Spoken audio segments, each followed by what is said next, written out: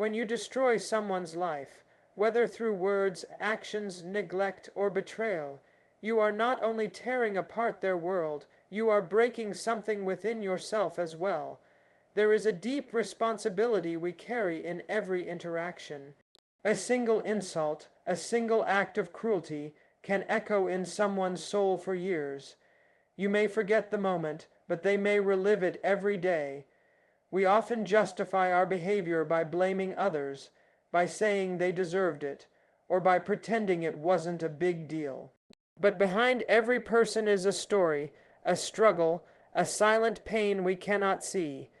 When we choose to be harsh, manipulative, or unforgiving, we are choosing to become the very force that adds more pain into a world already burdened with enough. Real strength is not in how many people you can break. It's in how many you can lift, protect, and heal. It's in refusing to become bitter even when life is unfair. It's in standing up not just for yourself, but for others even when it's inconvenient. If you've ever hurt someone, intentionally or not, take accountability. Own your actions, apologize sincerely, make amends, because no matter how far you've gone down the wrong road, you can always turn back. The true test of a person is not how perfect they are, but how willing they are to grow from their mistakes. Let us not be destroyers of hearts, but builders of hope. Let our words bring light, not shadows.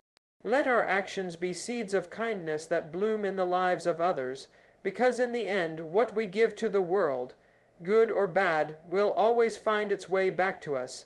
Every single action we take, no matter how small or seemingly insignificant, can have a lasting impact on someone else's life.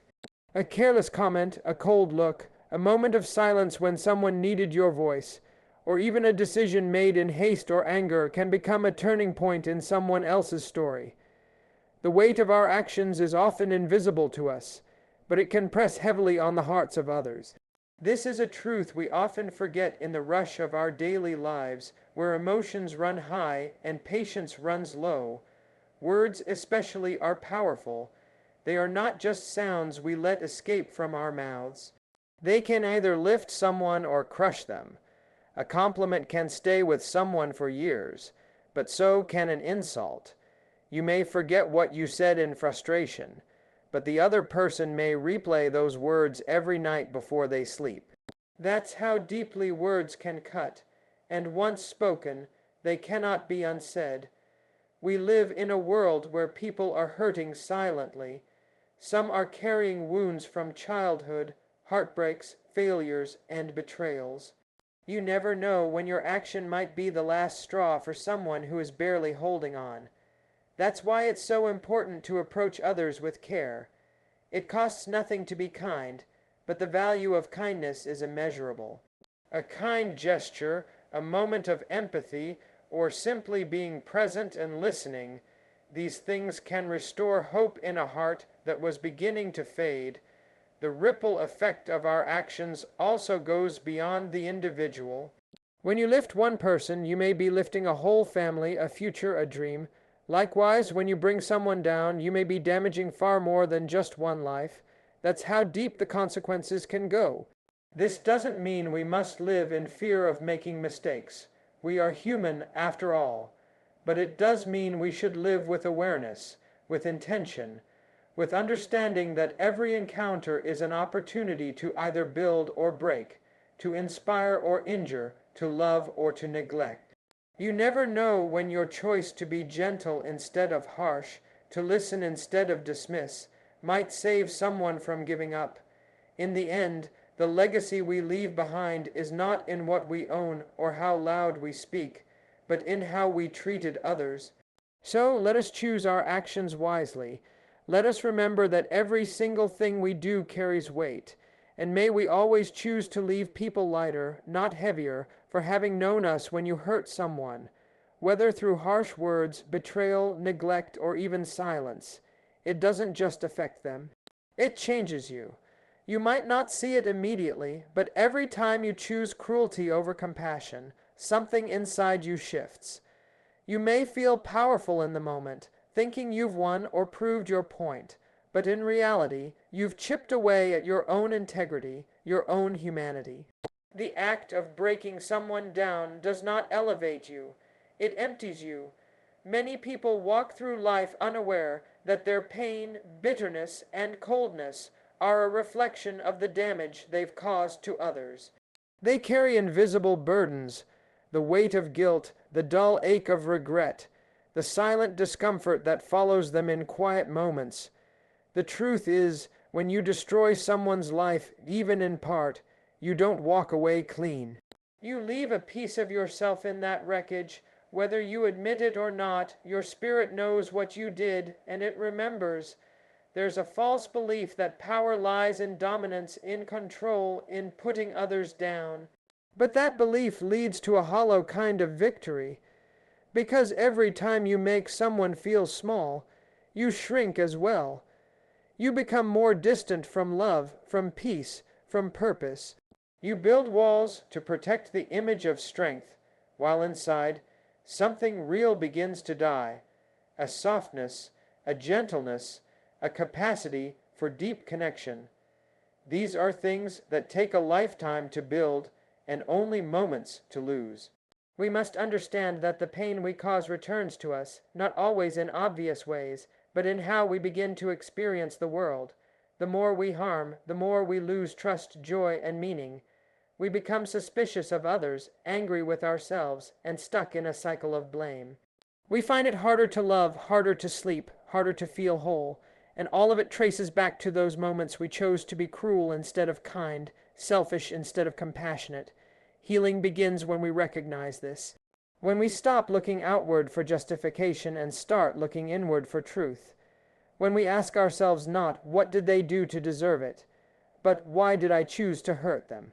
That's where strength lies, not in how many people we've broken, but in how deeply we're willing to confront our own actions, our own shadows.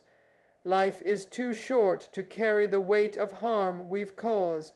But it's never too late to change, to seek forgiveness not just from others, but from ourselves, to stop destroying and start rebuilding, because at the end of the day, we are all connected.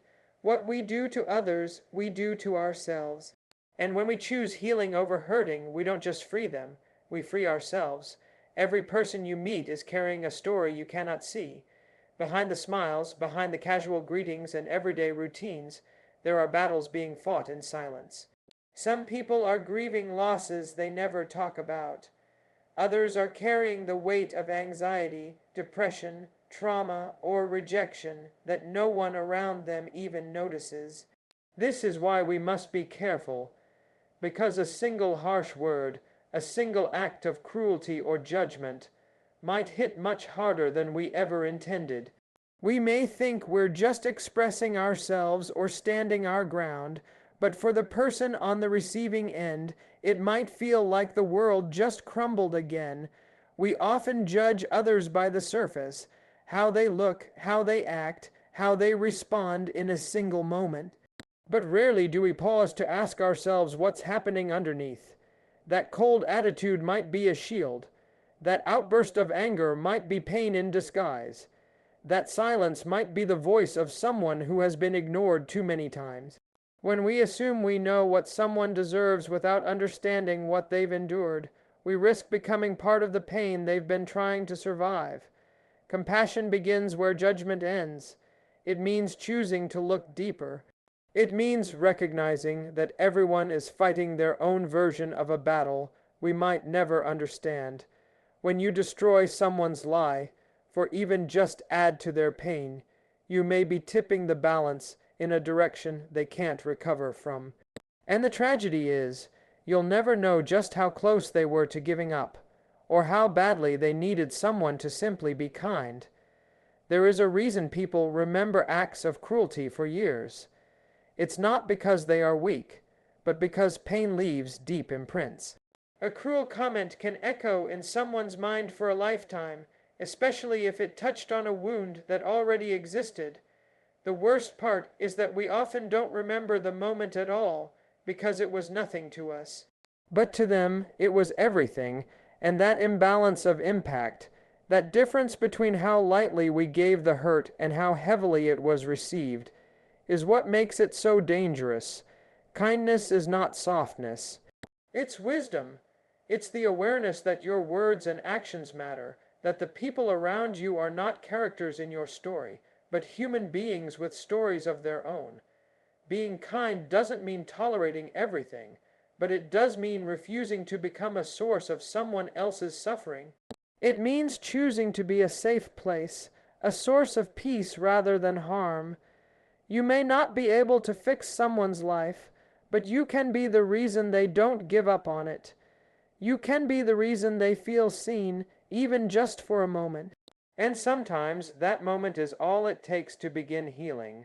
So be careful with the hearts around you.